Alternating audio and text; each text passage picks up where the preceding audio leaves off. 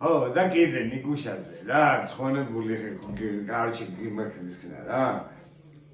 ნუ პოეზიის საგამო იყო გომელაურიზე მაგარი თვალია რა. ეხა ნიკუშა რო შუბუხო იყო, ნუ გარჩე და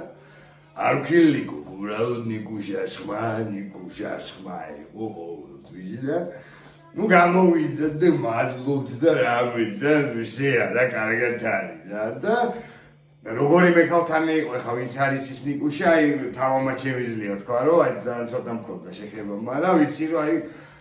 ყველა საგრემიო რო შეეძებდნენ რა თეატრის და სარდაფში არ ვიცი აი ნუ ქალების რისხვა და ნუ და ერთი გოგო გამოვიდა შემოვიდა პირიქით და ნიკოს ეუბნება რომ აი ბატონო ნიკო იციო აი